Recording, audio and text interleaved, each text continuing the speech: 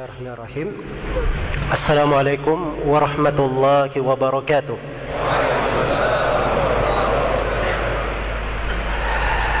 Innal hamdalillah nahmaduhu wa nasta'inuhu wa nastaghfiruh wa na'udzu billahi min shururi anfusina wa sayyiati a'malina. May yahdihillahu fala mudilla lahu wa may yudlil fala hadiya lahu. أشهد أن لا إله إلا الله وحده لا شريك له وأشهد أن محمدا عبده ورسوله يا أيها الذين آمنوا اتقوا الله حق تقاته ولا تموتن إلا وأنتم مسلمون يا أيها الناس اتقوا ربكم الذي خلقكم من نفس واحدة وخلق منها زوجها وبث منهما رجالا كثيرا ونساء واتقوا الله الذي تساءلون به والأرحام إن الله كان عليكم رقيبا يا أيها الذين آمنوا اتقوا الله وقولوا قولا سديدا يصلح لكم أعمالكم ويغفر لكم ذنوبكم ومن يطع الله ورسوله فقد فاز فوزا عظيما. أما بعد فإن أصدق الحديث كتاب الله وخير الهدي هدي محمد صلى الله عليه وسلم وشر الأمور محدثاتها فإن كل محدثة بدعة وكل بدعة ضلالة وكل ضلالة في النار. Kaum muslimin dan muslimat, hadirin dan hadirat yang saya hormati dan saya muliakan, alhamdulillah, segala puji dan syukur kepada Allah Subhanahu wa taala yang mempertemukan kita di malam hari yang berbahagia ini. Semoga Allah Subhanahu wa taala menjadikan pertemuan ini sebagai pertemuan yang membawa kebaikan dan keberkahan untuk kita semua di dunia dan di akhirat. Pertemuan yang dengannya kita dicatat sebagai orang-orang yang menghendaki keselamatan dan orang-orang yang ingin dibebaskan dari api neraka.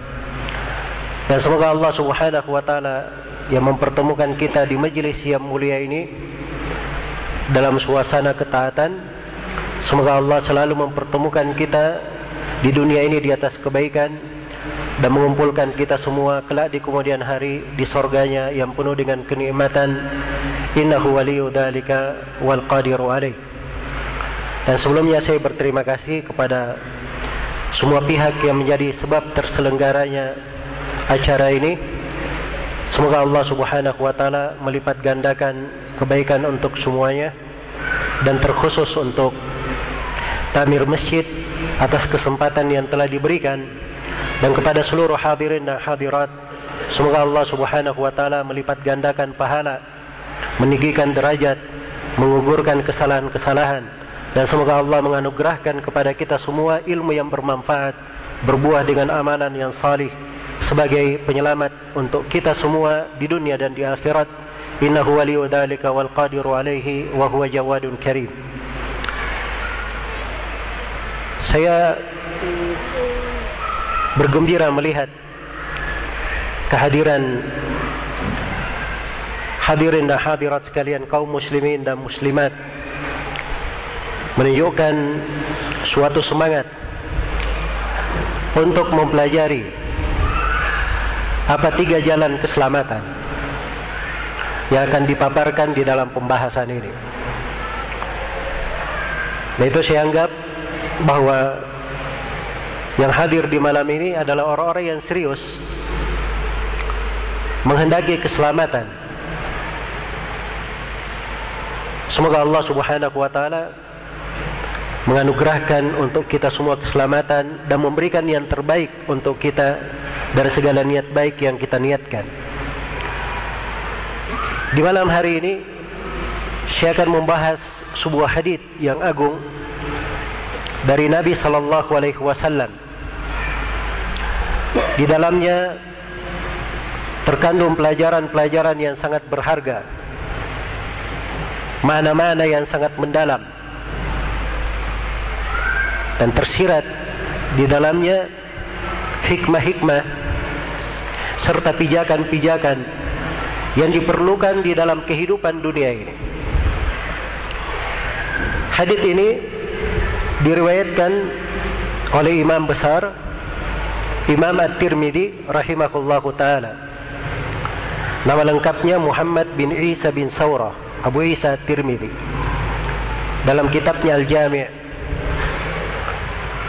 beliau meriwayatkan dengan sanadnya kepada Abu Umamah Al-Bahili dari Uqbah ibn Amir radhiyallahu taala anhu.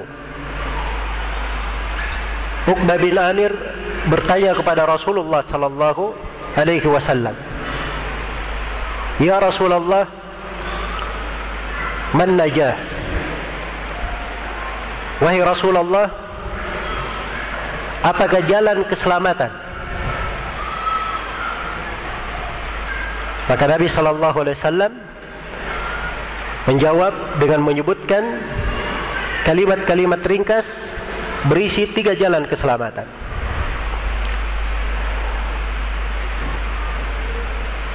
Di sini kita sudah mengambil pelajaran yang sangat berharga.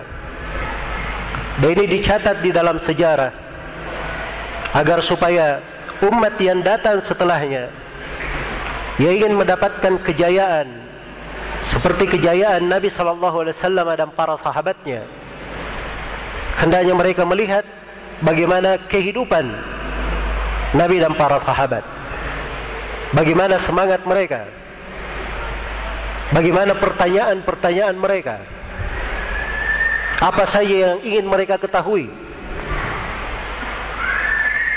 Seperti Uqbah bin Amir di sini, pertanyaannya pertanyaan yang sangat berkualitas, pertanyaan yang sangat berbobot,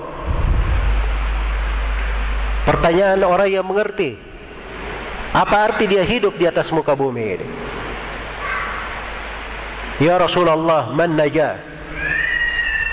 Ya Rasulullah, apa jalan keselamatan?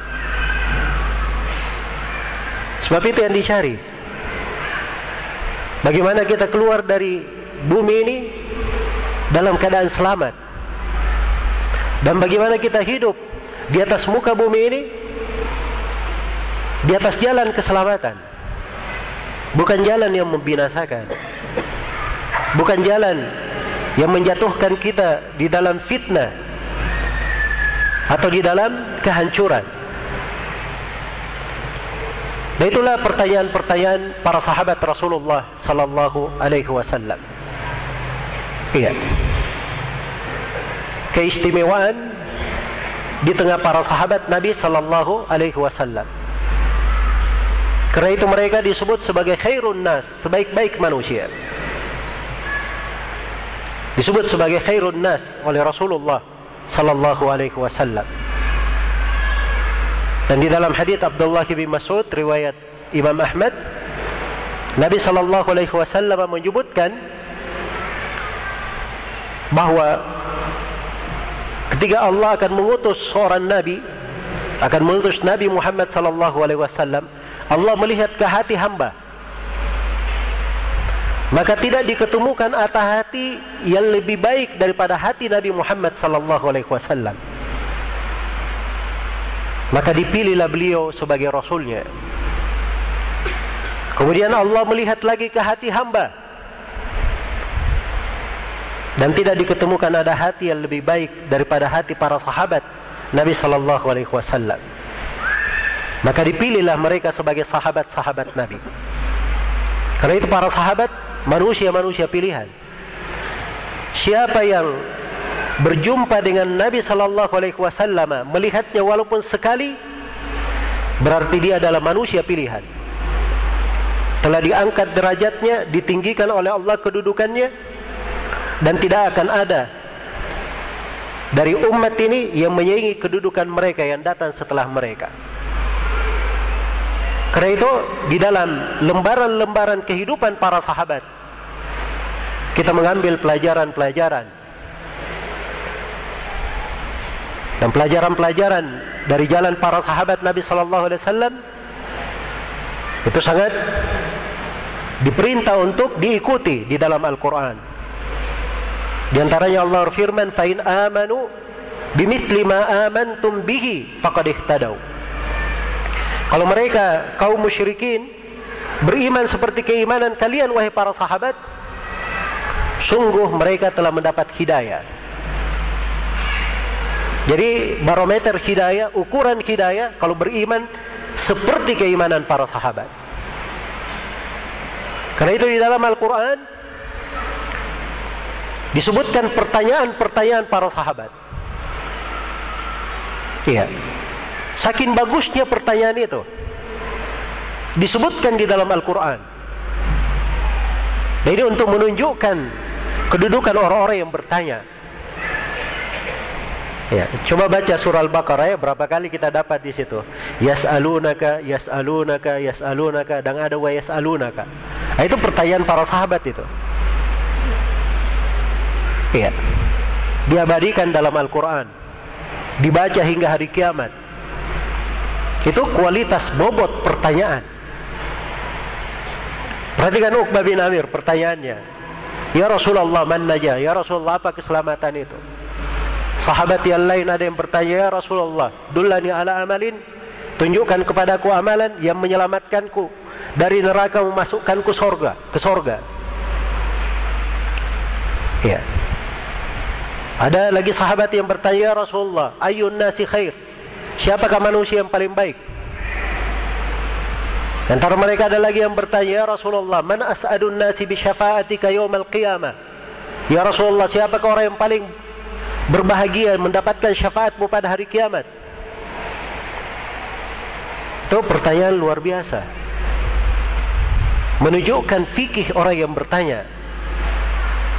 Iya. Dan bagaimana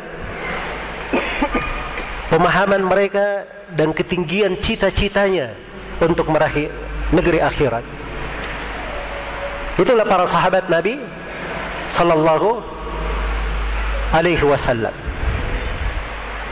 Iya. Ada seorang sahabat namanya Rabi'ah bin Ka'ab al-Aslami. Beliau juga pernah menjadi pelayan Nabi sallallahu alaihi wasallam. Sama seperti Anas bin Malik. Cuma Anas bin Malik lebih lama. Suatu hari Rabi'ah bin Ka'ab ini beliau melayani Nabi, mengambilkan air wudunya dan seterusnya. Setelah itu Nabi berkata kepadanya, "Sal, mintalah kamu. Minta apa saja, saya akan doakan kepada Allah." Baik. Ini kira-kira bagaimana kalau antum sekalian, Rasulullah berkata kepada hadirin dan hadirat, mintalah apa saja kamu minta, saya akan doakan kepada Allah. Kira-kira bagaimana? Bahagia atau tidak? Hah? Ya, tentunya sangat bahagia. Kira-kira apa yang kita akan minta? Ya, mungkin ada yang minta, ya Allah pilihkanlah saya, ya Rasulullah mintakan saya jodoh yang baik. Ya, pasangan yang paling ideal. Ada yang minta kekayaan, minta harta dan seterusnya. Jelas ya? Tapi apa yang diminta oleh Rabi'ah bin Ka'ab? Perhatikan semangat, cita-cita. Ya Rasulullah, as'aluka murafaqataka fil jannah. Ya Rasulullah, saya meminta kepadamu supaya engkau bermohon kepada Allah, saya bisa menemanimu di sorga. Ya. Maka Nabi berkata, aw ghaira dalik, barangkali kamu minta saja yang lain.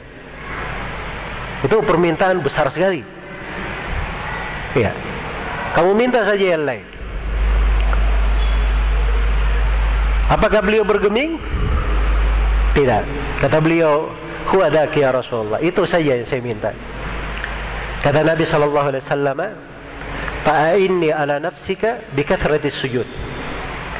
Kalau begitu, saya akan meminta kepada Allah, tapi bantulah saya untuk dirimu sendiri dengan cara engkau memperbanyak sujud kepada Allah Subhanahu wa ta'ala. Maksudnya memperbanyak salat. Iya. Jadi Nabi akan mohonkan kepada Allah, tapi kamu harus bantu dirimu dengan memperbanyak apa? Sujud kepada Allah Subhanahu wa ta'ala. Nah, ini perhatikan ya, bagaimana para sahabat itu isi hatinya kelihatan. Ya, dari pertanyaan-pertanyaan dan permohonan-permohonan mereka.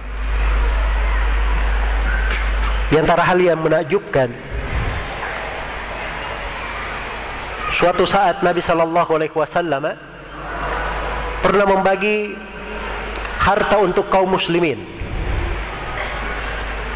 Maka Nabi hanya memberikan harta kepada kaum muhajirin dan orang-orang yang baru masuk Islam. Para sahabat kaum Al-Ansar tidak diberi oleh Nabi, padahal mereka tuan rumah, padahal Nabi tinggal di kota Madinah. Orang-orang Al-Ansar sendiri tidak diberi. Maka Nabi SAW bertanya kepada orang-orang Al-Ansar. Di sebagian riwayat mereka datang kepada Nabi SAW. Maka begitu melihat mereka, Nabi berkata, mintalah apa yang kalian ingin minta, saya akan berikan. Ya, tadinya mau minta apa?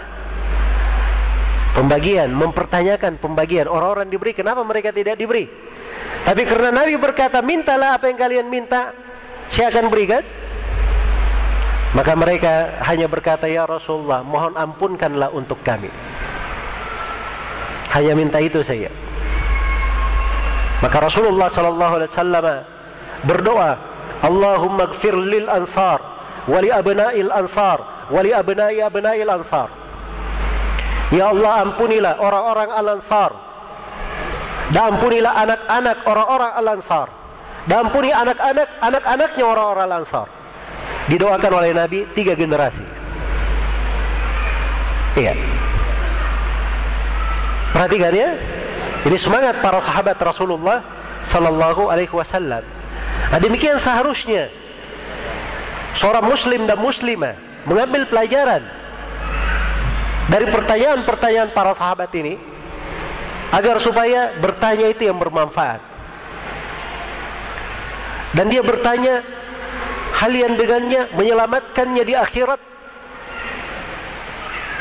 membebaskannya dari api neraka. Jangan bertanya pertanyaan-pertanyaan yang mungkin akan menyusahkan dirinya sendiri,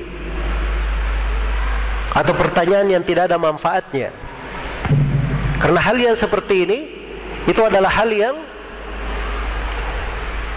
hanya terjadi di umat-umat sebelum kita yang sudah dicela. Iya. Karena itu di dalam Al-Quran Allah firman, ya ayyuhalladzina amanu la tas'alu an asya'a in tubda lakum tasukum. Wahai orang-orang yang beriman, jangan kalian bertanya tentang sesuatu kalau tanpa untuk kalian jawabannya itu akan menjadi jelek bagi kalian. Iya. Maka sahabat yang mulia ini bertanya, ya Rasulullah, man najah? Wahai Rasulullah, apakah jalan keselamatan? Iya. Pertanyaan-pertanyaan yang seperti ini itu ditanyakan kepada ahlinya. Iya. Para sahabat datang kepada Nabi, minta, bertanya, kemudian Nabi memberikan jawabannya. Dan itulah yang dipegang oleh para sahabat sepanjang dia hidup. Iya. Dan Nabi SAW, subhanallah, beliau ketika memberi jawaban, beliau tidak memperpanjang jawaban ke sana sini. Ini diberi 3. Abu Dzar diberi wasiat 7 hal supaya dia pegang. Abu Hurairah diberi wasiat 3 perkara yang tidak pernah dia tinggalkan. Iya. Jadi Nabi SAW ketika memberikan sesuatu kepada para sahabatnya, maka beliau kadang memberikan jumlah 3, 5, 7 supaya mudah diingat. Iya. Gampang dihafal, dan seorang bisa berkomitmen di dalam mengamalkannya. Dan itulah para sahabat Nabi, kalau sudah diberi sesuatu, dia pegang sepanjang dia hidup. Kata Sufyan ibnu Abdullah Ats-Tsaqafi radhiyallahu ta'ala anhu, ketika dia bertanya kepada Rasulullah, ya Rasulullah, kulli fil islami qawlan la as'alu anhu ba'daka, la as'alu anhu gairaka. "Ya Rasulullah, ucapkanlah kepadaku di dalam Islam ini sebuah ucapan, sehingga setelahmu saya tidak perlu bertanya kepada siapapun." Maka Nabi memberi 2 kalimat ringkas, tapi bisa mencukupi seluruh kehidupannya. Dan ini dari keistimewaan Nabi kita. Dan ini dari keistimewaan syariat ini. Di dalam ayat-ayat Al-Quran, hadits-hadits Nabi, itu terkumpul kalimat-kalimat. Kelihatannya ringkas, tapi maknanya lautan yang sangat mendalam. Kadang tidak ada ujungnya. Iya. Maka Nabi SAW bersabda, "Qul amantu billahi thumma istaqim." Katakanlah, saya beriman kepada Allah, kemudian istiqamalah kamu. Ini ringkas ya, tapi dipegang oleh para sahabat. Iya. Abu Hurairah diberi 3 wasiat agar supaya dia witir sebelum tidur, dia tidak meninggalkan 2 rakaat duha, dan tidak meninggalkan 3 hari, berpuasa 3 hari dalam sebulan. Itu dijaga oleh Abu Hurairah sepanjang dia hidup. Nabi pernah berkata kepada Abu Dar tentang bagaimana memperlakukan budak. Kalau seorang tuan memakai pakaian, maka hendaknya budaknya dia beri dari pakaian yang sama. Maka suatu hari Abu Dar dilihat di Rabada. Ini di kampung ini, jauh Abu Dar, kekurangan di sana.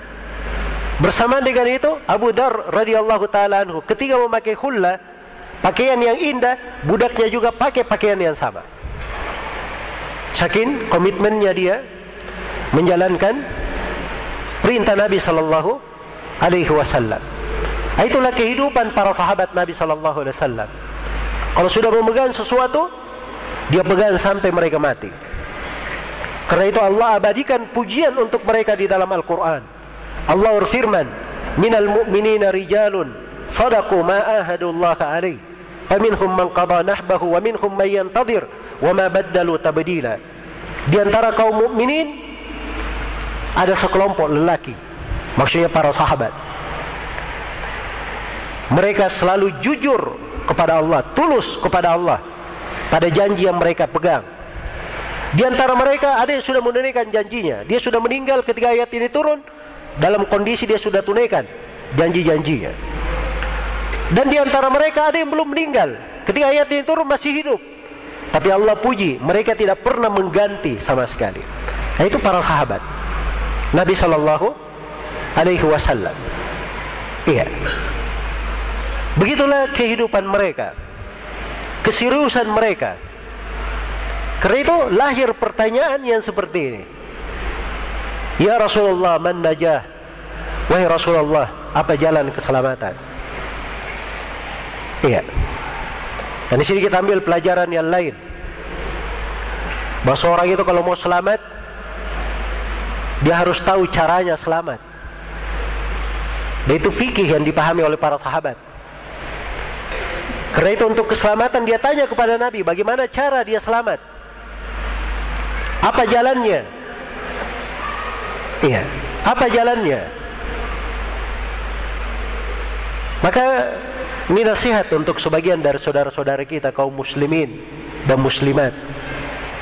Kadang kalau sudah bersemangat ingin menjalankan agama, kalau sekarang ini bahasanya dia sudah berhijrah,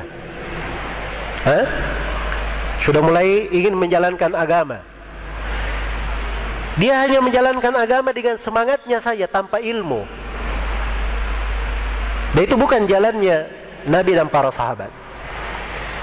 Para sahabat itu mereka tidak melakukan sesuatu kecuali kalau ada bimbingan dari Nabi. Kalau mereka tidak tahu, mereka tanya kepada Nabi. Seperti Uqbah bin Amir di sini bertanya, "Ya Rasulullah, apa jalan keselamatan?" Bukan dia berbuat sesuai dengan perasaannya. Ya, hemat saya begini. Oh, kayaknya pasnya begini. Ya, beragama tidak seperti itu. Agama ini sudah lengkap, tuntunan sudah jelas. Kita tidak dibebani untuk berpikir apa jalan keselamatan. Jalan keselamatan sudah diterangkan. Sisa kita pelajari saja, kita ikuti jalan tersebut. Iya. Jadi siapa yang ingin selamat, dia harus menempuh jalannya. Ada jalannya. Karena ada jalannya, kita selalu diperintah memohonnya kepada Allah tiap hari. Paling sedikit 17 kali sehari semalam kita memohon. Apa yang kita minta di surah Al-Fatihah? Ihdina as-siratal mustaqim. Ya Allah, tunjukilah kami jalan yang lurus. Itu as-siratal mustaqim. Ada sirat, satu jalan saja, dan dia mustaqim, jalan yang lurus. Ini jalan yang lurus ini terang di dalam agama. Nabi Muhammad itu diutus untuk as-siratal mustaqim ini. Jadi kalau ada yang tidak kenal as-siratal mustaqim, berarti dia belum belajar agama dengan baik. Belum belajar agama dengan baik. Itu saja. Jadi kalau ada yang belajar Islam, dia katakan, saya ini bingung belajar Islam. Kalau saya belajar Islam, ini madhabnya begini, ini madhabnya begini, ini pendapatnya begini, pendapatnya begini. Yang sana berucap begini, yang sana berucap begitu. Akhirnya saya bingung, kalau begitu saya tidak usah belajar. Nah, ini kalau ada yang mengalami yang seperti ini, itu artinya dia belum belajar agama dengan baik, atau belum dapat orang yang memahamkan agama kepadanya dengan baik. Karena siratal mustaqim, jalan yang lurus, ini dari pokok diutusnya Rasulullah SAW. Tidak mungkin tidak jelas. Ya, dia adalah hal yang sangat jelas. Saking jelasnya Allah perintah kepada nabinya untuk berucap, "Qul hadhihi sabili ad'u ila Allahi ala basira." Katakan wahai Muhammad, ini adalah jalanku. Cuma dikasih kata tunjuk saja. Ini adalah jalanku. Saking jelasnya perkara itu. Iya. Maka harus dipahami bahwa jalan keselamatan, seorang yang ingin selamat, dia harus menempuh jalan-jalan yang diterangkan oleh Nabi sallallahu alaihi wasallam. Tarjun najata wa lam tasluk masalikaha. Inna as-safinata la tajri 'alal yabasi. Kata seorang penyair, kamu menginginkan keselamatan tapi tidak menempuh jalan-jalannya. Perahu itu tidak ada yang berjalan di daratan. Pernah lihat perahu berjalan di daratan? Hah? Perahu itu jalannya di air. Simpan di air baru bisa jalan. Jadi kalau mau selamat, ikuti jalan yang benar. Iya, ikuti jalan yang benar. Kemudian jalan keselamatan ini, itu adalah jalan yang terang. Cuma satu jalan. Karena agama ini memang datang untuk mempersatukan, bukan untuk memecah belah. Bukan untuk memecah belah. Jadi jangan ada yang berkata istilah banyak jalan menuju ke Roma. Tidak ada yang begituan dalam Islam. Iya. Jalan yang mengantar kepada Allah, mengantar kepada surga, cuma satu jalan. Di atas jalan Islam ini memang betul banyak lahan-lahan ketaatan, pintu-pintu ibadah. Ada namanya pintu sholat, pintu zakat, pintu puasa, banyak pintu-pintu ketaatan. Tapi jalan yang mengantar kepada Allah itu cuma satu. Iya. Nah, jalan ini yang harus dipelajari. Karena itu para sahabat Nabi Sallallahu Alaihi Wasallam pertanyaannya detail, agar supaya istiqamah di atas jalan, menempuh jalan yang benar. Iya, menempuh jalan yang benar. Maka Nabi Sallallahu Alaihi Wasallam ketika ditanya seperti itu, beliau menjawab. Itulah Nabi kita, Nabi Muhammad Sallallahu Alaihi Wasallam. Jangankan pertanyaan masalah agama, keperluan yang terkait dengan manfaat akhirat untuk seorang hamba, hal yang menyelamatkannya dari api neraka, beliau dimintai harta pun, kalau ada di tangan beliau, tidak pernah beliau tahan. Itu Nabi kita, Nabi Muhammad Sallallahu Alaihi Wasallam. Di dalam hadits Abu Sa'id Al-Khudri, riwayat Bukhari dan Muslim, pernah datang kepada Nabi Sallallahu Alaihi Wasallam harta, maka beliau berikan. Terus datang orang meminta, beliau berikan sampai habis seluruh yang berada di sisinya. Tidak ada lagi yang bisa beliau berikan. Kemudian beliau bersabda, innahu lam yakun syai'un indi falan addakhirhu ankum. Tidak ada suatu pun yang ada di sisiku, pasti saya tidak akan menyimpannya, akan saya bagikan kepada kalian. Walakin may yastaghni yughnihillah, wa may yastaif yu'iffahullah, wa may yastaghni yughnihillah, wa may yatasabbar yusabbirhullah, wa ma utiya ahadun ata'an khairan wa awsa min as-sabr. Kemudian Nabi memberikan wejangan. Kata beliau, tetapi barang siapa yang menjaga kehormatan dirinya, Allah akan menjaganya. Barang siapa yang merasa cukup, Allah akan mencukupinya. Barang siapa yang bersabar, Allah akan menjadikannya sebagai orang yang bersabar. Dan tidaklah seorang itu diberi dengan sebuah pemberian yang lebih baik dan lebih luas daripada kesabaran.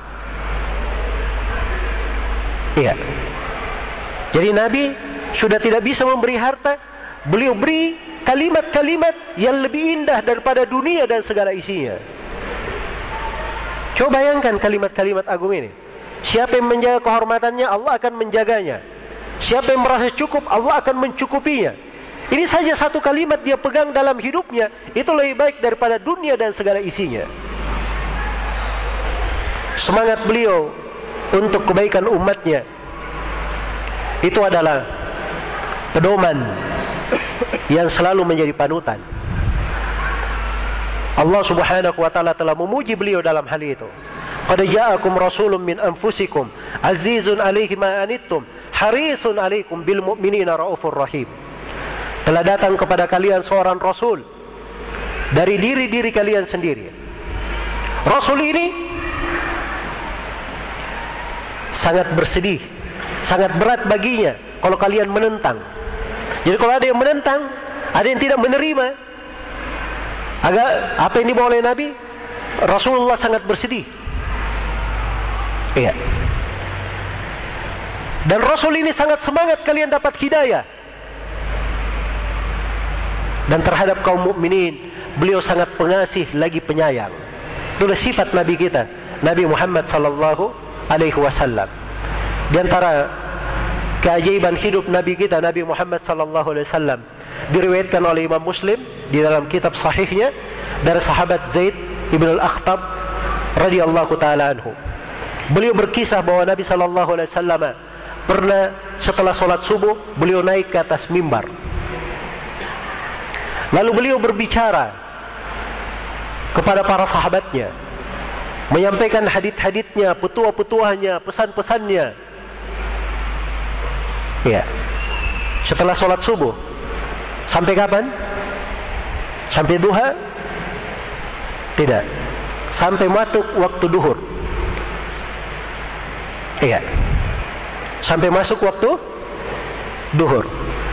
Ya, kalau kita Masya Allah ya, ya setelah subuh 2 jam saja sudah komplain jemaahnya. Ya, belum makan pagi. Ini sampai masuk waktu duhur. Setelah duhur kemana? Nabi turun mengimami para sahabat sholat. Setelah itu Nabi naik lagi ke atas mimbar. Beliau berbicara lagi sampai masuk waktu asar. Setelah itu beliau turun lagi mengimami para sahabat. Setelah itu beliau naik, beliau berbicara lagi sampai masuk ke waktu asar. Iya. Ada yang pernah hadir talim begitu? Hah? Dari pagi sampai maghrib, Masya Allah, menyimak terus. Kata sahabat yang meriwayatkan hadits ini, orang yang paling kuat hafalannya itu yang paling banyak hadits yang dia dapat di masa itu. Jelas ya? Itulah Rasulullah sallallahu alaihi wasallam. Bagaimana semangat beliau terhadap umatnya. Iya. Ini contoh yang perlu kita ambil pelajaran. Kita perlu semangat, tidak usah berpikir dulu kepada orang lain. Semangat untuk diri kita sendiri saja dulu. Iya. Bagaimana seorang itu semangat untuk dirinya? Bagaimana dia semangat dirinya itu bisa selamat? Bagaimana dia semangat selamat di dunia? Bagaimana dia semangat bisa tertutup hidupnya dengan bersyahadat ketika sakaratul maut datang, dapat husnul khatimah. Bagaimana dia bersemangat bisa menjawab pertanyaan malaikat Munkar dan Nakir di alam kubur? Bagaimana dia bersemangat bisa menjawab pertanyaan Allah kelak di kemudian hari di padang mahsyar? Pada mahsyar itu semuanya akan ditanya. Ada pertanyaan besar, dan seluruh makhluk akan ditanya di hari kiamat.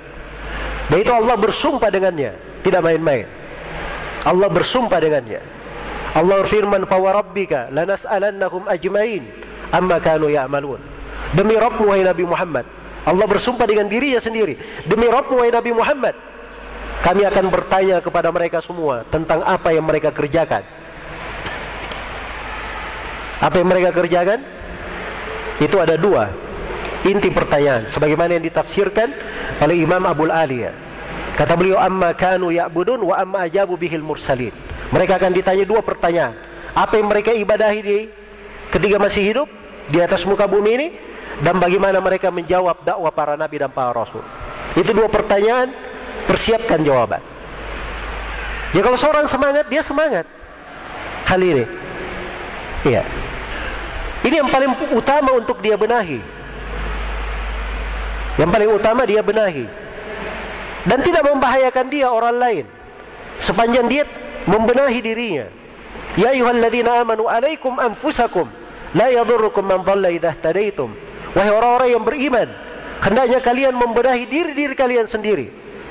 Tidak membahayakan kalian orang yang tersesat, sepanjang kalian mendapat hidayah, sepanjang kalian di atas hidayah. Iya. Setelah membenahi diri, dia membenahi keluarganya.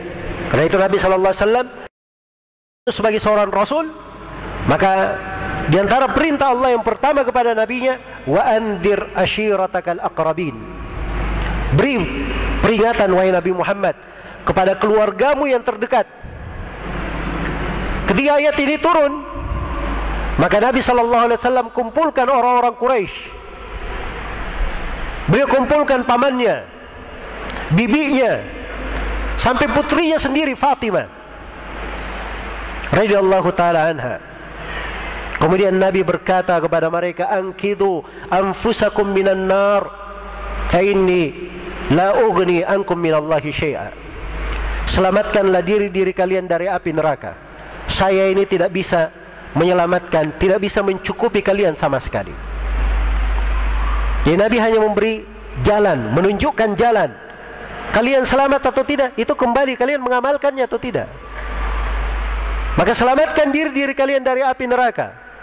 Saya tidak memiliki sesuatu apapun yang bisa mencukupi kalian. Iya. Maka Rasulullah SAW memberi contoh teladan yang sangat indah agar kita semangat kebaikan terhadap diri kita, keluarga kita, demikian pula kepada masyarakat kita. Iya. Kemudian Nabi SAW menyebutkan 3 wasiat yang agung. Man najah, ya Rasulullah, apa jalan keselamatan? Kata beliau, amlik alaika lisanak. Kuasailah lisan kamu itu. Dalam sebuah riwayat, amsik alaika lisanak. Tahanlah lisan kamu itu. Itu yang pertama. Yang kedua, waliyasa'ka baituk. Hendaknya rumahmu menjadi lapang bagimu. Dan yang ketiga, wabki ala khati'atik. Dan tangisilah dosa-dosamu. Tangisilah dosa-dosamu. Ini 3 pilar, 3 jalan keselamatan ditunjukkan oleh Nabi kita, Nabi Muhammad SAW. Yang pertama, amsik alaika lisanak. Tahanlah lisan kamu itu. Amlik alaika lisanak. Kuasai lisanmu. Iya. Ini secara teksnya menunjukkan perintah seorang itu tidak melepaskan lisannya. Seorang muslim itu bukan orang yang lisannya lepas, seperti sebagian manusia, apa yang dia pikirkan itu di ujung lisannya. Tiap kali dia berpikir sesuatu, langsung lisannya berucap, langsung lisannya berkata. Iya. Dan ini tidak seperti itu yang diajarkan oleh Nabi. Nabi SAW perintah, tahanlah lisan kamu. Kalau ada sesuatu jelas pun, dia tahan dulu, dia lihat sebelum dia berbicara. Iya. Memahami, iya. Dia cermati, ketika dia akan ucapkan, dia pikirkan baik-baik. Ini sudah bisa dia ucapkan atau tidak? Iya. Karena itu di dalam hadits yang lain yang diriwayatkan oleh Ibnu Hibban, Rasulullah sallallahu alaihi wasallam bersabda, "Wala tatakallam bikalamin ta'tadiru minhu ghadan." Jangan kamu berbicara dengan sebuah pembicaraan yang kamu akan minta maaf di hari kemudian. Iya. Jadi kalau mau bicara, ukur dulu baik-baik. Jangan sampai menyesal di hari kiamat. Kenapa kamu berucap begini? Kenapa kamu berkata begini? Hati-hati, satu ucapan yang diucapkan oleh lisan itu kadang akan menimbulkan berbagai prahara. Kadang di dunia, kadang di akhirat. Iya. Karena itu suatu hari Abu Bakar As-Siddiq radhiyallahu taala anhu terlihat memegang lisannya. Beliau pegang lisannya. Kemudian beliau berkata, "Hadzal ladzi awradanil mawarid." Inilah yang membuat saya jatuh di dalam berbagai prahara. Perhatikan ya. Kalau Abu Bakar As-Siddiq radhiyallahu taala anhu saja menghisap dirinya seperti itu, bagaimana pula dengan kita? Iya. Kita ini bicaranya lebih banyak daripada diamnya. Dan apa yang kita ucapkan dari hal yang tidak kita pikir, itu lebih banyak daripada yang kita pikirkan. Ya. Dan kalau kurang muhasabah dalam hal yang seperti ini adalah hal yang mengkhawatirkan. Satu kalimat yang diucapkan oleh lisan. Kata Nabi SAW dalam hadits Abu Hurairah, riwayat Bukhari dan Muslim, "Innar rajula la yatakallamu bi kalimatin la yatabayyanu fiha yazillu biha ila an-nar ab'ada ma bainal masyriqi wal maghrib." Sungguhnya seorang lelaki kadang dia berbicara dengan satu kalimat, dia tidak perjelas kalimat itu, maka ini kalimat menyeret dia ke dalam neraka sejauh timur dan barat. Luar biasa. Satu kalimat menyeretnya ke dalam neraka sejauh timur dan barat. Di hadits yang lain, "Innar rajula la yatakallamu bi kalimatin la yulqi laha balan." Seorang itu kadang dia berbicara dengan sebuah kalimat min sakhatillah, yang dimurkai oleh Allah. Tidak pernah dia pikirkan bahaya kalimat ini. Maka Allah catat untuknya dosa sampai hari dia berjumpa dengan Allah. Masya Allah ya. Ini dosa jariyah namanya. Iya. Mengalir sampai dia berjumpa dengan Allah Subhanahu wa ta'ala. Dan di masa sekarang ini subhanallah, fitnah semakin banyak. Kalau dulu itu seorang banyak mengukur lisannya. Kalau sekarang ya, kadang lisannya tidak berbicara, tapi ini ada yang lebih aktif dari lisan. Dua jempol ini yang biasa menulis-nulis di media sosial, biasa memanfaatkan dari media-media yang dia miliki. Ya, ini senilai dengan ucapan lisan, bahkan lebih berat. Pada sebagian keadaan dia akan lebih berat. Coba bayangkan ya, kalimat-kalimat yang dia tulis, satu kali dia tulis bisa dibaca seluruh dunia. Iya. Karena itu kalau di masa dahulu tidak tergambar ada namanya ghibah nasional atau ghibah internasional. Ya mungkin orang akan heran bin ajaib, apa itu ghibah internasional di masa dahulu. Kalau di masa sekarang tidak mengherankan. Jelas ya? Seorang bikin ghibah, sana membicarakannya, seluruh dunia berghibah dengan hal tersebut. Asalnya pada sebuah kalimat yang dia baca, berita yang dia baca, tidak dia perjelas, dia sudah bicarakan ke sana sini. Dia sudah bicarakan ke sana sini. Maka ini ujian yang sangat besar, subhanallah. Ya. Disebutkan di tafsir ayat di surah Al-Maidah, ketika turun perintah orang yang ihram pada saat haji atau umrah tidak boleh membunuh hewan buruan, kata sebagian ulama ahli tafsir, ketika ayat ini turun, itu para sahabat pergi melakukan ihram, hewan-hewan buruan yang sebelumnya tidak pernah kelihatan itu lewat-lewat di depan mereka. Hewan-hewan buruan itu. Iya.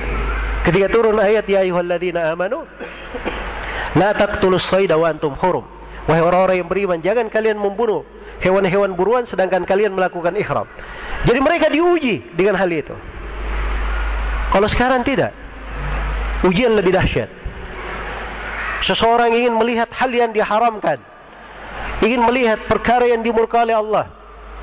Dia kadang melihatnya dikala dia sendiri, dia melihatnya di rumahnya, dia melihatnya di tempat-tempat yang dilihat oleh orang. Sebuah kejadian yang buruk terjadi di satu tempat bisa tersebar di mana-mana, bisa dilihat oleh manusia secara online. Ini dari besarnya fitnah dan ujian di masa ini. Karena itu hadits Nabi di sini timbangan yang sangat dahsyat. Keselamatan dari fitnah. Amsik alaika lisanak. Pegang lisan kamu itu. Tahan lisan kamu itu. Amlik alaika lisanak. Miliki lisanmu itu. Kuasai lisanmu. Orang yang tidak menguasai lisannya, itu setiap kali berpikir pasti dia berucap. Iya, dan itu tanda kekurangan akal pada seseorang. Kalau orang Indonesia bilang sumbu pendek, iya, baru dibakar langsung meledak. Iya. Jadi setiap orang itu jangan sampai setiap kali ada yang dia pikir langsung keluar di lisannya. Dia pertimbangkan dulu baik-baik. Sebagian ulama disebutkan dari Ibnu Daqiq al-Id, beliau berkata, tidaklah saya berbicara dengan sebuah pembicaraan dan tidak saya beramal dengan sebuah amalan kecuali saya sudah siapkan jawabannya di depan Allah Subhanahu wa taala nanti. Jadi luar biasa ya, dia introspeksi pada apa yang dia ucapkan, apa yang dia lakukan. Iya. Dan ini semuanya perlu renungan terhadap sabda Nabi sallallahu alaihi wasallam yang agung ini. Peliharalah lisanmu, jaga lisanmu. Ya. Mana yang tersirat dari hadis ini, dari jalan keselamatan? Seorang mukmin itu pada lisannya hanya dia lepaskan pada perkara yang dipastikan baik. Kalau dia pastikan itu baik, dia lepaskan lisannya, tidak apa-apa. Dia lepas lisannya membaca Al-Quran, silahkan. Iya, dia baca Al-Quran, dia khatamkan. Dia lepaskan lisannya dalam berzikir, bagus, tidak ada masalah. Nah, itu adalah hal yang indah.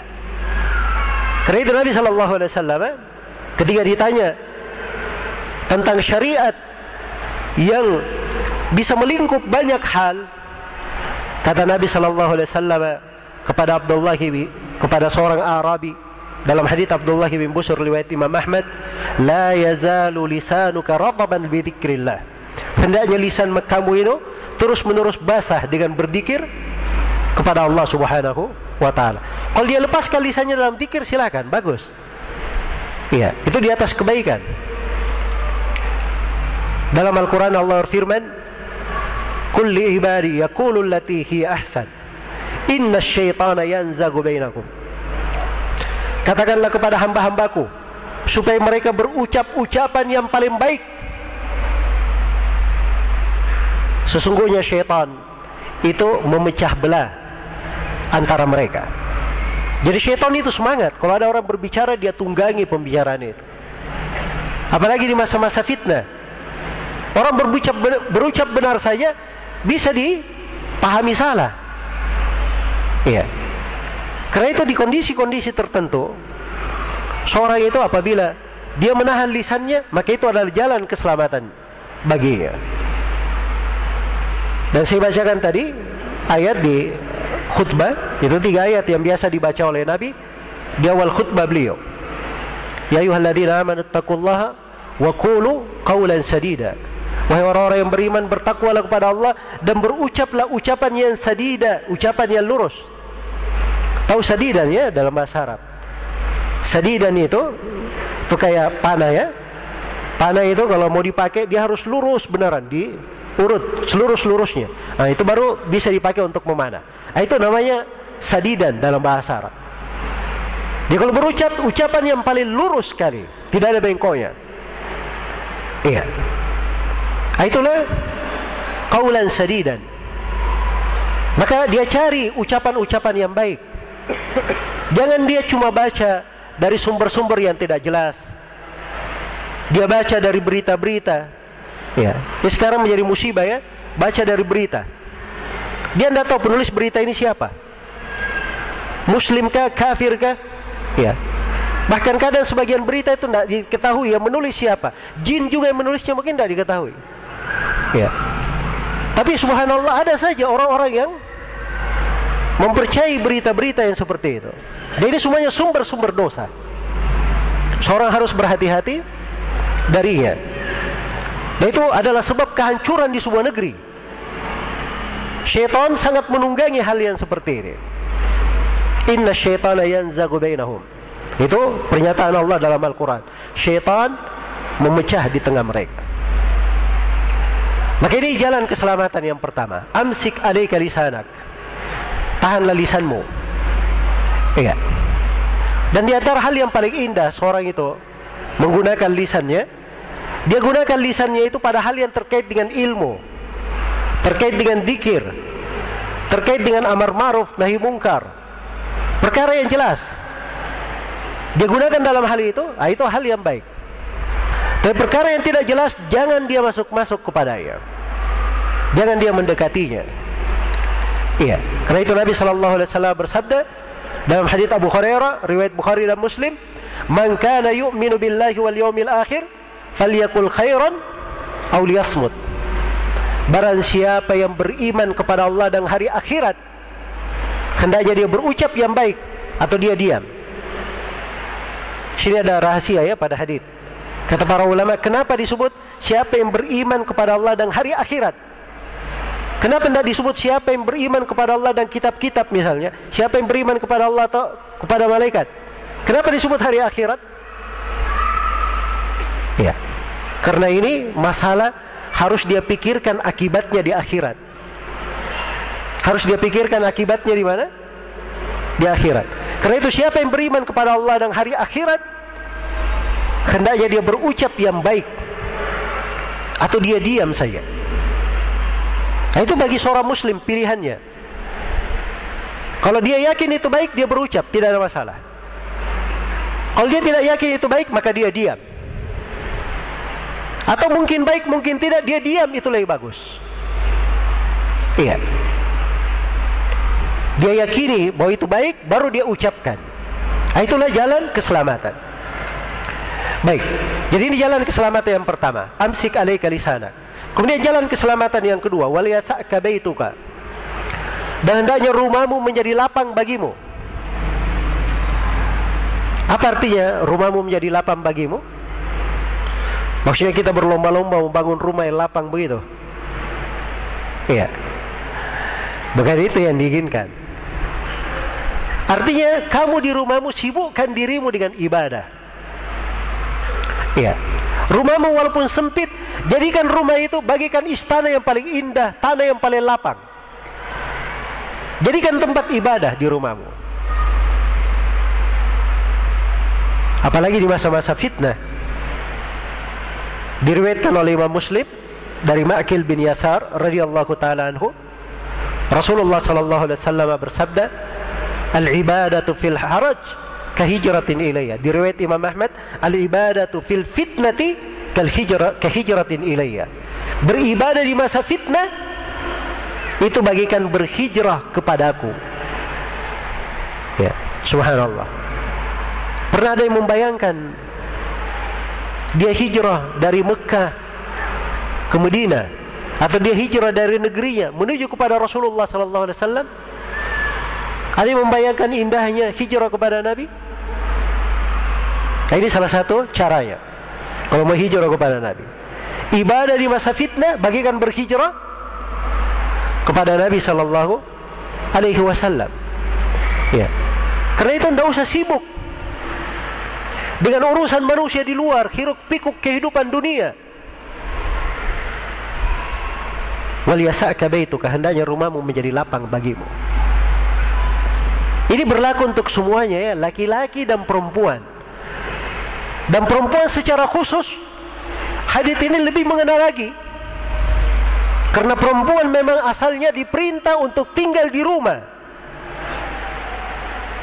Allah berfirman perintah khusus tentang hal itu. Waqarna fi buyutikunna, dan berdiamlah kalian wahai para perempuan di rumah-rumah kalian. Berdiamlah kalian wahai para perempuan di mana? Di rumah-rumah kalian. Itu perintah, asal perintah bermakna wajib. Karena itu perempuan tidak boleh keluar dari rumah kecuali pada hal-hal yang dibolehkan oleh syariat. Untuk keperluan rumahnya misalnya, untuk hajatnya yang dibolehkan oleh syariat, tidak apa-apa. Tapi kalau tidak ada keperluan, asalnya dia wajib tinggal di rumah. Dan tinggalnya perempuan di rumah, itulah ibadahnya, itulah surganya. Dia tinggal di rumahnya saja tidur, dia dapat pahala. Kalau dia meniatkan dengannya menjalankan perintah Allah, tinggal di rumah. Jelas ya? Tapi kadang banyak dari perempuan tidak sabar. Oh, ngapain saya di rumah? Bete saya di rumah. Ya. Jenuh. Tidak ada kerjaan. Ya. Kayak pengangguran. Dan seterusnya ya, dari kalimat-kalimat yang biasa kita dengarkan. Ya, dan ini dia benar ya, dia tidak memahami bagaimana Allah memuliakan para perempuan itu. Subhanallah, para perempuan ini diberikan di dalam Islam ketinggian derajat. Tapi banyak perempuan yang menolaknya. Dia sholat di rumah sendirian saja, itu lebih baik daripada dia sholat berjamaah di masjid. Tentu perempuan sudah dimuliakan untuknya. Ini terkait dengan sholatnya, ibadahnya. Di rumahnya lebih afdal. Apalagi urusan-urusan lainnya. Apalagi urusan arisannya. Atau urusan belanjanya. Urusan shoppingnya. Ya. Jelas ya? Nah, ini kadang perlu direnungi. Karena itu Nabi memberikan bahasa indah sekali. Wal yasa'ka baituka, hendaknya rumahmu menjadi lapang bagimu. Dan ini kalimat hendaknya rumahmu menjadi lapang bagimu, ini terdapat juga di dalamnya pintu keselamatan yang lain. Namanya pintu qanaah. Seorang itu merasa cukup dengan apa yang Allah berikan. Anggaplah rumahnya sempit, dia merasa lapang dengannya. Merasa cukup dengan pemberian Allah Subhanahu wa ta'ala. Itu namanya qanaah. Diriwayatkan oleh Imam Muslim, Rasulullah sallallahu alaihi wasallam bersabda, "Qad aflaha man aslama wa rizqa kafafan wa qanna'ahu Allahu bima atah." Telah beruntung orang yang berislam, dan telah beruntung orang yang Allah beri rezeki dengan kafaf. Rezeki kafaf itu maksudnya dia tidak banyak di tangannya, tapi seluruh keperluannya itu ada di tangannya. Jadi dia perlu sesuatu lengkap, tapi simpanan dia tidak punya. Tapi kalau dia perlu sesuatu, Allah berikan rezeki kepadanya. Nah, itu kafaf namanya. Itu rezeki kafaf. Seperti burung itu diberi rezeki. Ya, burung tidak ada perbendaharaan hartanya, tidak ada tabungannya, tidak ada gudang makanannya. Tapi pagi dia pergi, keroncongan perutnya pulang dalam keadaan dia sudah kenyang. Nah, ini rezeki kalau diberi seperti ini, itu rezeki yang paling indah. Orang yang beruntung diberi rezeki seperti itu. Jelas ya?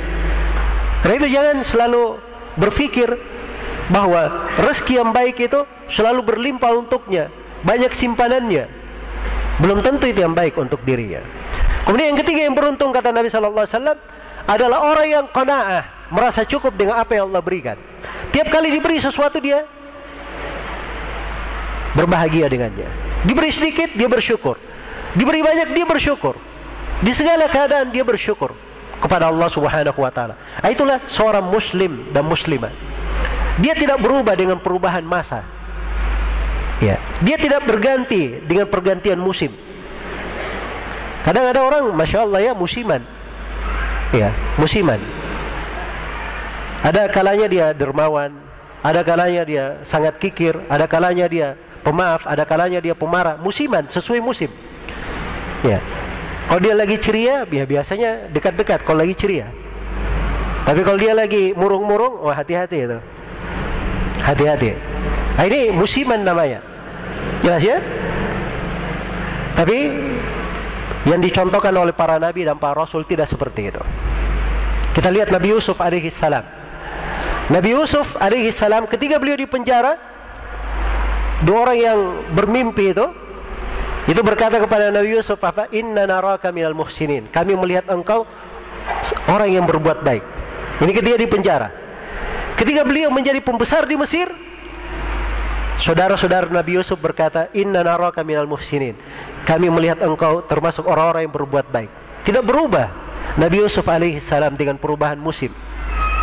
Di kondisi di penjara dia berbuat baik, tapi di kondisi lapang tidak. Di segala keadaan sama sifat beliau.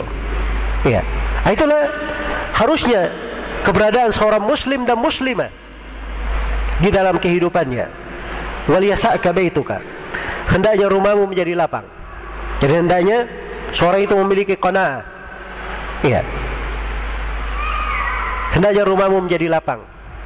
Nah, ini juga adalah anjuran untuk kita semua, supaya seorang itu bisa berpikir terhadap nikmat-nikmat dan anugerah yang Allah berikan. Dia jauh berpikirnya. Iya. Pada nikmat, anugerah, kesempatan, waktu, apa saja yang Allah berikan, dia berpikir jauh. Mungkin saja ini rumah dia, walaupun sempit, dia merasa lapang dengannya, itu akan menjadi baik untuk dirinya. Kemudian di antara pokok keselamatan, dari mana hadits ini? Waliyasa'ka baituka, hendaknya rumahmu menjadi lapang bagimu. Seseorang itu jangan terlalu cepat bergerak di masa fitnah. Ada orang itu di masa fitnah, masya Allah ya, kayak api itu, kalau menyambut enai-enai, kalau menyambut belalang, begitu ada belalang, langsung dia sambut. Jelas ya? Nah, di masa fitnah tidak seperti itu. Di masa fitnah itu, kata Nabi sallallahu alaihi wasallam, satakunu fitanun al-qa'idu fiha khairun minal qa'im. Akan terjadi fitnah-fitnah, orang yang duduk itu lebih baik daripada orang yang berdiri. Wal qa'imu khairun minal mashi. Orang yang berdiri lebih baik daripada orang yang berjalan. Faman tasharrafa laha tastashrifhu. Karena fitnah itu, siapa yang melongokkan mukanya ke situ, wajahnya ke situ, maka fitnah ini akan menyambutnya, akan menariknya. Iya. Karena itu jangan gemar masuk di dalam membaca hal-hal yang membahayakan, merugikan. Ya, jelas ya? Kadang sebagian kita sudah tahu ini berita, kalau dia baca di sini pasti beritanya banyak yang keliru, masih juga dia baca. Ya, oh ini sekedar pengetahuan saya. Jelas ya? Masuk dalam hal-hal yang tidak bermanfaat untuk dirinya. Baik. Kemudian yang terakhir, kata Nabi sallallahu alaihi wasallam, "Wabki ala khati'atik." Dan tagisilah dosa-dosamu. Ya. Maka ini yang paling pokok, di antara yang paling pokok dari jalan keselamatan. Tangisilah dosa-dosamu. Ya. Bagaimana seorang itu menangisi dosa-dosanya, agar supaya dia keluar dari kehidupan dunia ini dalam keadaan tidak menyandang suatu beban yang berat, tidak memikul suatu pikulan yang harus dipertanggungjawabkan di hari kiamat. Tangisi dosa-dosamu. Iya. Kalau dia banyak merenungi dosa-dosanya, bertobat terhadapnya, maka itu adalah jalan keselamatannya, itu adalah jalan kebaikannya. Karena itu Nabi sallallahu alaihi wasallam memuji dua mata. Salah satunya adalah mata yang selalu menangis karena takut kepada Allah Subhanahu wa taala. Dan di dalam hadits Abu Hurairah riwayat Bukhari dan Muslim, Nabi sebutkan 7 golongan yang dituduhi di bawah tuduhan arsy pada hari kiamat. Salah satunya, wa rajulun dzakarallaha khaliyan fafadat ainah. Seorang lelaki, dia mengingat Allah dalam keadaan sendiri, maka meneteslah keluar air matanya.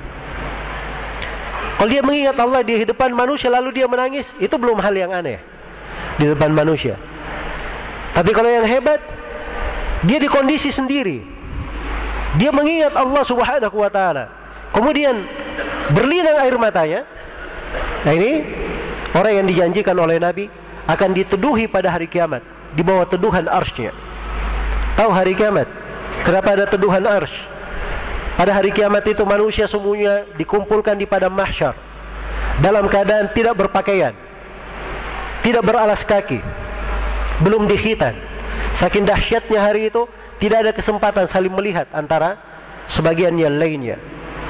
Matahari didekatkan di atas kepala. Manusia berkeringat sesuai dengan kadar amalannya. Satu hari di dalam Al-Quran ada yang dikatakan seperti 50.000 tahun, ada yang seperti 1.000 tahun. Satu hari penantiannya. Maka di antara manusia pada hari kiamat ada 7 golongan dituduhi di bawah tuduhan arsy, tidak merasakan teriknya matahari di hari itu. Ingin tergolong ke sana, ini salah satunya. Wa rajulun dzakarallaha khaliyan fafadat ainah. Seorang lelaki, dia mengingat Allah dalam keadaan sendiri, maka berlinanglah air matanya. Iya.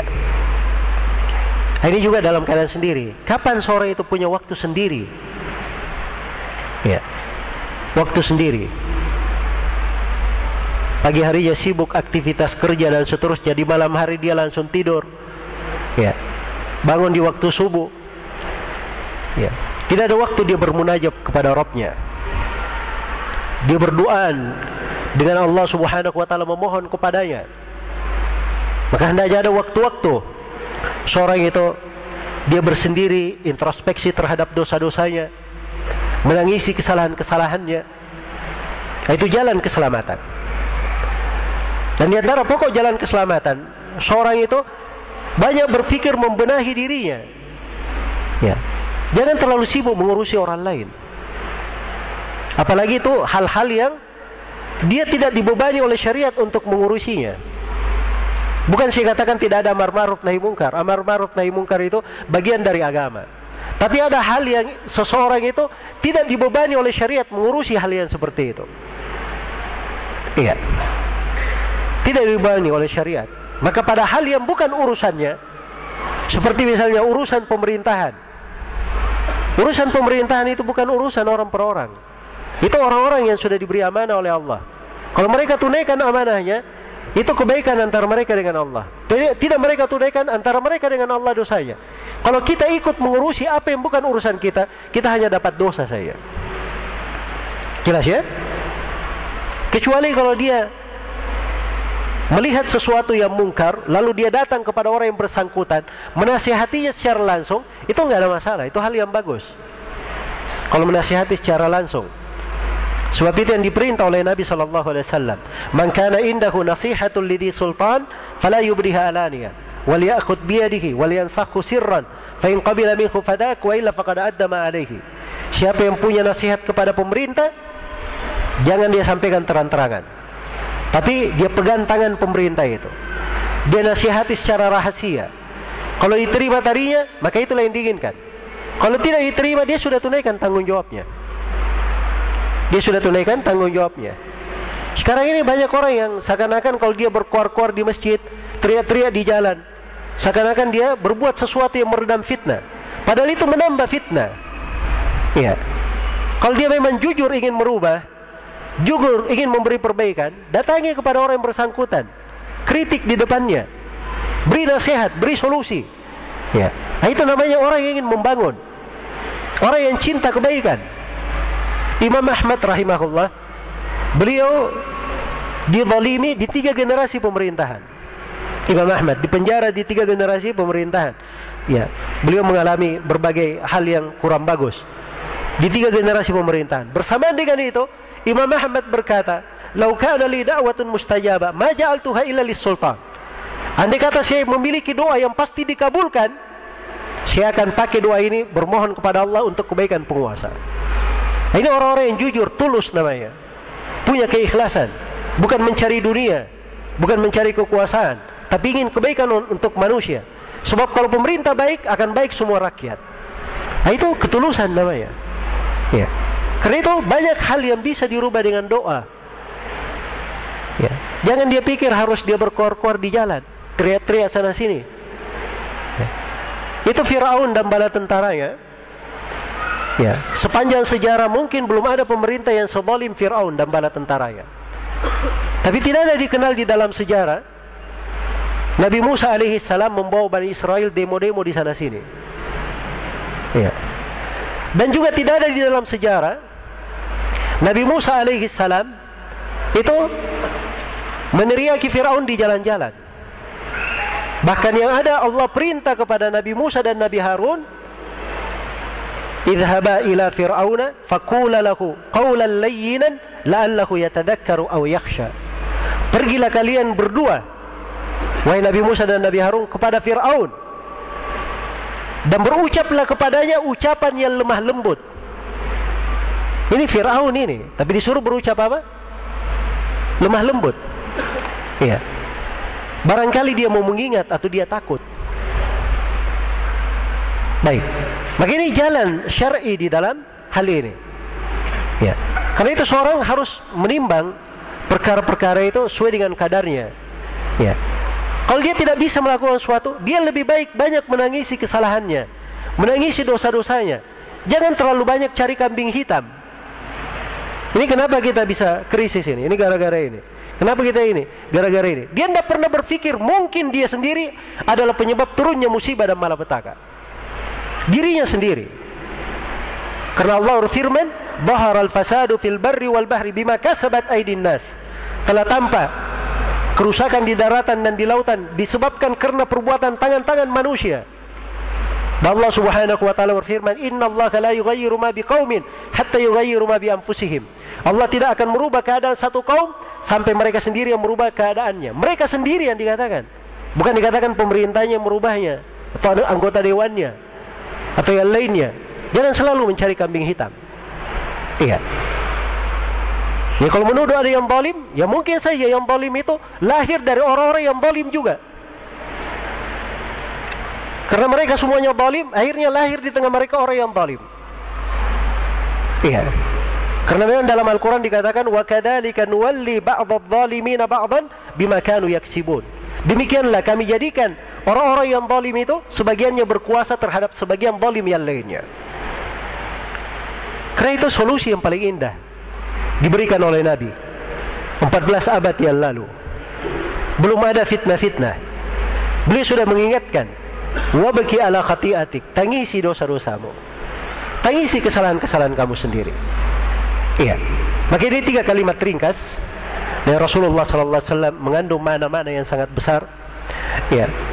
Mudah-mudahan apa yang kita sampaikan di pertemuan kali ini ada manfaat untuk semuanya. Kayaknya sudah terlalu banyak saya mengambil waktu ya untuk pertemuan di malam hari ini.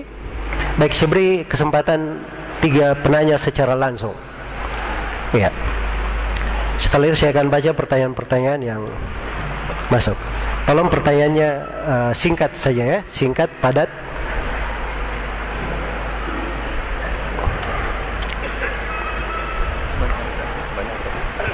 Baik. Wassalamualaikum warahmatullahi wabarakatuh. Amin.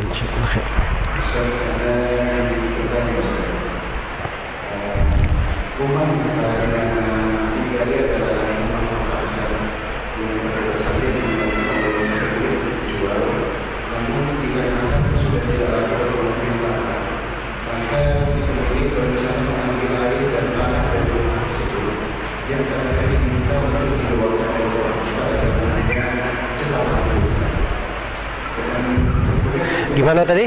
Diulangi? Dia minta apa?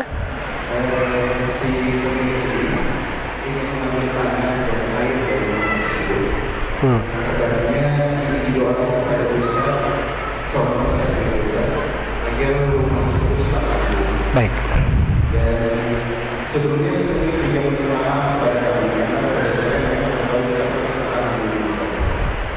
Dan ini bagaimana sih Bapak bisa mengingat jawab komentar ini masih jauh sampai bulan Agustus. Apakah kami harus keluar dari rumah atau seperti apa sih? Karena kami melakukan kesyirikan sehingga bisa berpengaruh pada kami sama. Ya, barakallah. Ya baik, jadi kalau kasus seperti yang ditanyakan tadi itu terkait kesalahan dari pemilik ya, yang berbuat kesalahan. Cuman yang menjadi masalah kita tinggal di kontrakan tersebut ya, kemudian ada perbuatan-perbuatan yang seperti itu kadang mengganggu hati ya, dan dimaklumi ya bahwa apa-apa yang disebutkan tadi itu adalah termasuk kekeliruan-kekeliruan yang banyak terjadi di tengah masyarakat kita. Harusnya masyarakat ini banyak dididik. Kalau ada kesusahan, itu sebenarnya caranya mudah. Bersandar langsung kepada Allah. Putus segala sebab. Ini biasanya di tengah masyarakat kita itu kalau ada kesusahan, nyari inilah, nyari itulah, atau mengambil keberkahan dari benda, dari tanah, atau datangi orang pintar dan seterusnya. Nah, ini yang menyebabkan kesusahan itu semakin bertambah. Sebab itu adalah masuk di dalam perbuatan yang dilarang dalam syariat. Sebagiannya adalah bentuk kesyirikan, sebagiannya bentuk dari bidah-bidah yang diharamkan. Ya. Dan seluruh dari dosa-dosa yang seperti ini itu dari sebab-sebab turunnya kemurkaan Allah Subhanahu wa taala. Baik. Sisa yang kontrak di situ, kalau memang dia merasa terganggu, itu sudah bertentangan juga ya dengan makna mengontrak. Mengontrak itu kan artinya dia mengontrak manfaat di situ, di rumah tersebut untuk ditinggali. Jadi kalau ada yang melakukan hal-hal yang seperti itu artinya mengganggu, merusak atau mengganggu akad kontrakan. Jadi dia bisa minta balik uang kontrakannya sepanjang semasa yang dia belum habiskan. Misalnya dia ngontrak setahun, setelah 6 bulan dia minta 6 bulan untuk dibalikan supaya dia pindah ke tempat lain, agar supaya dia terhindar dari melihat-lihat suatu kemungkaran padahal hatinya mengingkari dan kadang dia tidak bisa merubahnya karena terikat dengan tempat orang dan yang semisal dengannya. Wallahu ta'ala alam. Baik, pertanyaan yang kedua. Sebentar. Ya, nama sebelah kiri. Kalau diberi mic.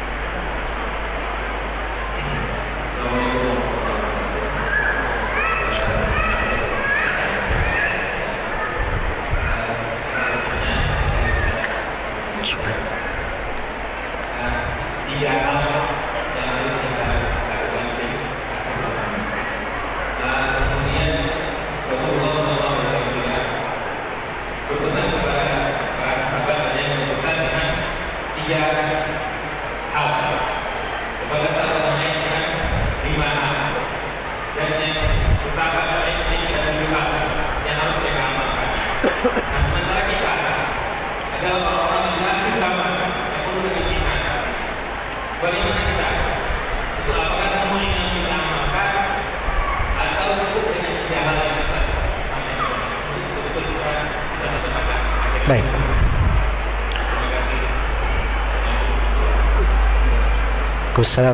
Jadi tadi saya sebutkan ya bahwa Nabi Sallallahu Alaihi Wasallam itu memilihkan wejangan untuk sahabatnya sesuai dengan apa? Hal yang mencocokinya. Ya, untuk sahabat yang bertanya. Tapi bukan artinya untuk orang lain tidak cocok, tidak. Asalnya Nabi itu kalau berucap sesuatu itu berlaku untuk semuanya. Cuman kalau wejangan-wejangan pribadi, ada yang hal sifatnya sunnah-sunnah, kadang beliau lebih tekankan untuk sahabat ini, beliau lebih tekankan untuk sahabat ini. Seperti Abu Hurairah tadi, itu kan sunnah-sunnah ya, 3 hal. Witir sebelum tidur, 2 rakaat duha, 3 hari, puasa 3 hari dalam apa? Dalam sebulan. Tapi kalau hadits Uqbah bin Amir ini bukan masuk di dalam sunnah, ini jalan keselamatan. Kalau dia tidak tempuh, dia tidak akan apa? Tidak akan selamat. Nah, hadits yang seperti ini itu berlaku untuk semua umat. Karena itu di dalam hadits Ibnu Mas'ud radhiyallahu taala anhu, riwayat Bukhari dan Muslim, Ada seorang lelaki datang kepada Nabi sallallahu alaihi wasallam. Dia berkata, "Ya Rasulullah, saya mencium seorang perempuan. Ya. Apa kafarah untuk dosa-dosa saya?"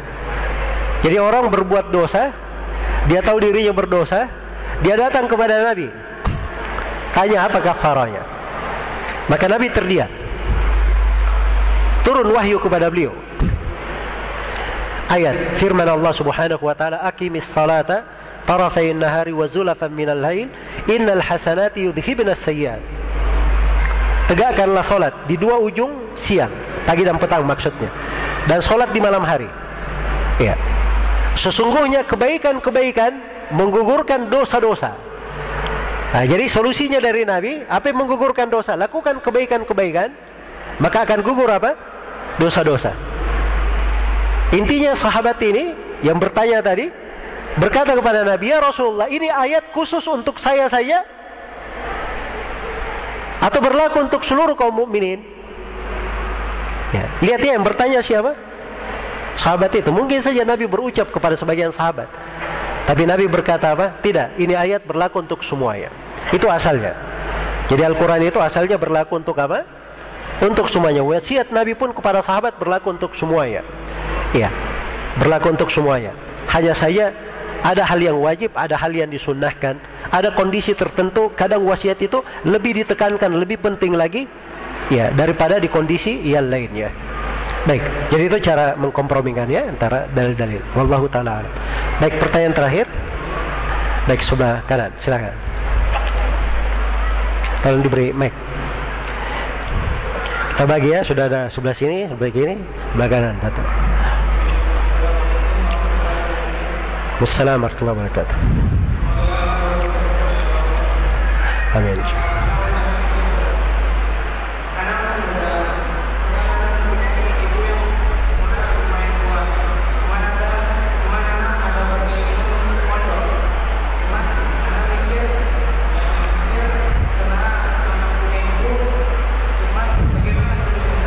Anak satu-satunya antum? Ada anak yang lain atau ada saudara yang lain yang menjaga ibu? Ada? Baik. Jadi kalau ada yang menjaga ibu, namanya kalau meninggalkan ibu itu memberatkan saya namanya. Bukan membahayakan, tapi memberatkan. Jelas ya? Menuntut ilmu itu hukumnya wajib atas setiap muslim dan muslimah. Perhatikan baik-baik ya. Menuntut ilmu hukumnya apa? Wajib atas setiap muslim dan muslimah. Wajib apa? Wajib ain atau wajib kifayah? Ya. Ada yang wajib ain, ada yang wajib kifayah. Dua jenis wajibnya. Kalau wajib ain itu wajib atas setiap individu. Tidak boleh dia tinggalkan. Kapan dia tinggalkan, dia berdosa. Apa yang wajib ain? Itu adalah ilmu yang membuat dia bisa beribadah benar kepada Allah. Ilmu yang menyebabkan dia bisa mengangkat kewajiban-kewajibannya. Tahu cara berwudu, tahu cara sholat, tahu cara berpuasa, berzakat kalau dia punya harta, berhaji kalau dia punya harta, dia tahu cara berdagang kalau dia pebisnis. Itu harus dia pelajari ilmunya. Wajib ain namanya. Jelas ya? Jadi kalau ada pebisnis terus dia jatuh di dalam riba, dia mampu belajar tapi tidak belajar, dia berdosa untuk hal tersebut. Oh, jangan dia katakan saya jahil, saya tidak tahu ilmu. Dia bisa belajar, kenapa tidak belajar? Itu wajib ain namanya. Dan ada ilmu yang wajib ain, itu ilmu yang menyebabkan seorang bisa bersyahadat ketika sakaratul maut. Itu ada ilmunya, dipelajari. Itu namanya mempelajari makna la ilaha illallah. Iya. Terus ada ilmu yang wajib dipelajari terkait dengan menjawab pertanyaan malaikat di alam kubur. 3 pertanyaan malaikat. Terus tadi yang saya sebutkan tadi 2 pertanyaan di mana? Di hari kiamat. Itu ilmu wajib dipelajari, wajib ain namanya. Jadi kalau ada yang tidak mempelajarinya, tidak mungkin ketika di alam kubur ditanya oleh Munkar dan Nakir, "Man rabbuka, siapa Rabb yang kamu ibadahi?" "Oh afwan Munkar dan Nakir, saya kemarin belum sempat belajar." Ya. Nah mungkin dia menjawab seperti itu. Ini wajib ain namanya. wajib untuk dipelajari. Jelas ya? Alhamdulillah di masa sekarang ini banyak dai-dai ahli sunnah, orang-orang yang bisa mengajari ilmu-ilmu tadi. Hanya saja kecenderungan sebagian orang yang baru belajar itu lebih senang ke tematik ya, daripada fokus kepada hal-hal yang bersifat wajib. Ya, coba dipelajari ilmu yang seperti itu. Ilmu tentang makna la ilaha illallah, satu. Ilmu bagaimana menjawab pertanyaan malaikat di alam kubur. Ya, ilmu tentang bagaimana memurnikan tauhid. Ya, ilmu bagaimana mengenal kesyirikan supaya dia tidak jatuh dalam kesyirikan. Ini ilmu-ilmu wajib namanya. Wajib ain untuk dipelajari. Jadi kalau dia sifatnya wajib ain untuk dipelajari, maka dia tidak boleh dengan hal yang memberatkan tertahan oleh ibunya. Jelas ya? Jangan berkata, oh itu berbakti kepada orang tua. Tidak, justru kalau dia belajar, itu adalah berbakti kepada orang tuanya. Iya. Sebab anak yang salih, orang tuanya meninggal pun mengalir pahala untuk orang tuanya. Tapi kalau dia tidak belajar, apa yang akan mengalir untuk orang tuanya? Jelas ya? Maka harus ada keseriusan di dalam belajar. Dan itu bukan manfaat untuk kita saja, itu juga manfaat untuk siapa? Untuk orang tua kita. Apalagi kalau anak-anaknya penghafal Quran, anak-anaknya punya jasa-jasa yang bagus dalam keislaman, mungkin saja orang tuanya bisa diberikan keutamaan-keutamaan lebih daripada itu. Baik, jadi itu mungkin yang bisa saya terangkan. Kalau terkait dengan fardu kifayah, fardu kifayah itu kalau sudah ada sebagian dari umat yang mempelajari, gugur atas sebagian yang lainnya. Nah, itu tidak ada masalah, boleh dia pertimbangkan yang mana yang lebih dia pilih, antara dekat ibunya atau mempelajari ilmu yang sifatnya fardu kifayah ini. Tapi secara umum ilmu itu di masa sekarang ini itu adalah ibadah yang sangat besar sekali. Dan saya nasihatkan kepada setiap muslim dan muslimah, ya Allah berikan padanya kesempatan dan dia punya kecerdasan, mampu untuk belajar. Ya, jangan dia telantarkan dirinya dengan tidak mempelajari agama. Hendaknya dia tekuni ilmu agama, dan dia akan tahu bahwa Allah Subhanahu wa Ta'ala apabila telah memberi taufik untuknya belajar ilmu agama, dia akan tahu bahwa dirinya mendapat anugerah yang sangat besar, termasuk orang-orang yang dipilih oleh Allah Subhanahu wa Ta'ala dengan kebaikan dan bisa menyebarkan kebaikan di tengah manusia. Wallahu ta'ala alam. Baik, saya jawab pertanyaan.